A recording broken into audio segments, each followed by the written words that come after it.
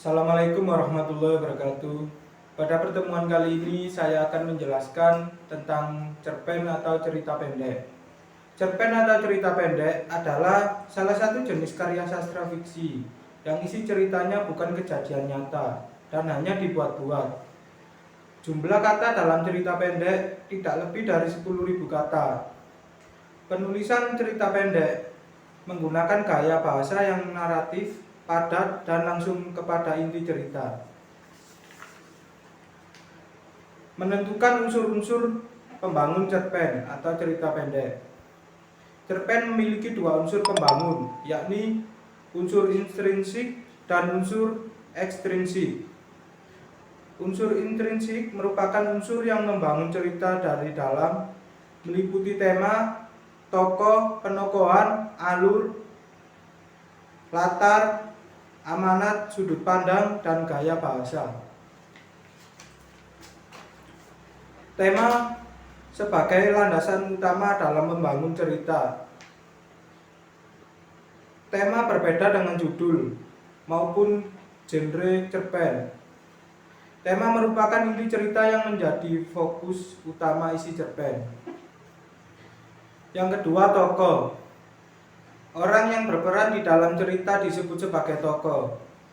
Satu cerita memiliki lebih dari satu tokoh. Setiap tokoh dalam cerita memiliki peranannya masing-masing, seperti pemeran utama, pemeran pembantu, dan pemeran tambahan. Yang ketiga, penokohan.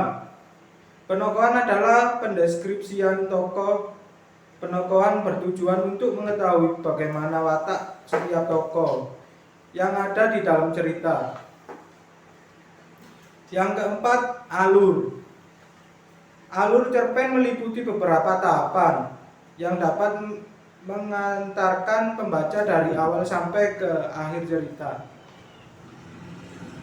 Yang kelima, latar.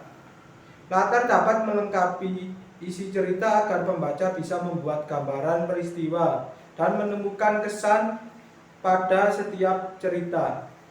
Yang keenam, amanat. Penulis cerpen memberikan pesan kepada pembaca di setiap cerita yang dibuat.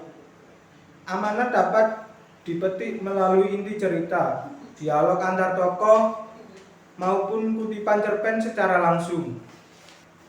Yang ketujuh, sudut pandang. Bagaimana cara penulis menempatkan dirinya dan pembaca di dalam cerita tersebut. Yang kedelapan, gaya bahasa.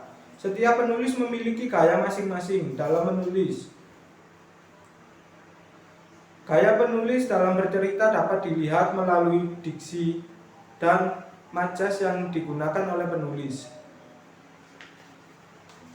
Yang berikutnya, unsur ekstrinsik merupakan unsur di luar cerita yang ikut membangun cerpen, meliputi latar belakang penulis, latar belakang masyarakat, dan nilai-nilai kehidupan. Yang pertama, latar belakang penulis. Latar belakang penulis meliputi riwayat hidup sang penulis, kondisi psikologis penulis, serta aliran sastra penulis. Yang kedua, latar belakang masyarakat. Latar belakang masyarakat dapat berupa ideologi, kondisi politik, kondisi ekonomi, dan kondisi sosial yang ada di masyarakat milik penulis. Yang ketiga, nilai-nilai kehidupan.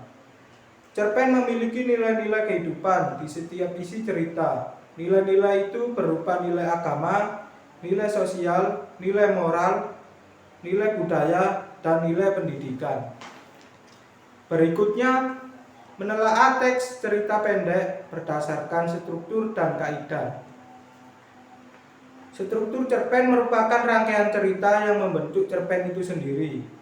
Dengan demikian, struktur cerpen tidak lain berupa unsur yang berupa alur, yakni berupa jalan cerita yang berbentuk oleh hubungan sebab akibat ataupun secara kronologis.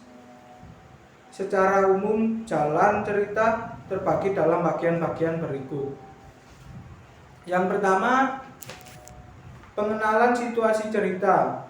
Pada bagian ini, pengarang memperkenalkan para tokoh, menata adegan, dan keterampilan antar tokoh. Yang kedua, Pengungkapan peristiwa. Pada bagian ini dilampirkan peristiwa awal yang menimbulkan berbagai masalah, pertentangan, dan kesukaran bagi para tokohnya. Yang ketiga, menuju pada adanya konflik, adanya peningkatan perhatian, kegembiraan, kehebohan, ataupun keterlibatan berbagai situasi yang bisa mengakibatkan bertambahnya kesukaran tokoh. Yang keempat, puncak konflik. Pada bagian ini disebut sebagai klimaks. Klimaks merupakan bagian cerita yang paling besar dan mendebarkan. Yang terakhir, penyelesaian.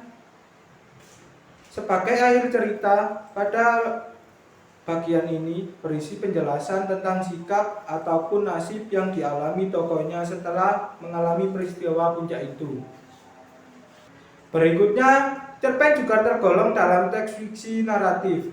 Dengan demikian, terdapat pihak yang berperan sebagai pengarang. Terdapat kemungkinan posisi pengarang di dalam penyampaian ceritanya, yakni berperan langsung sebagai orang pertama, berperan sebagai orang ketiga, dan berperan sebagai pengamat.